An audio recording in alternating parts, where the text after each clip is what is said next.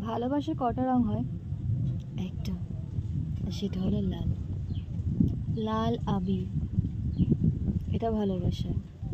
বিয়ের সময় লাল সিঁদুর পরানো হয়, ভালোবাসা। লাল গোলাপ দিলেই বোঝা যায় ভালোবাসা। লাল উপহার, সেটাও তো ভালোবাসা। খুনের রং লাল, সেটাও ভালোবাসা।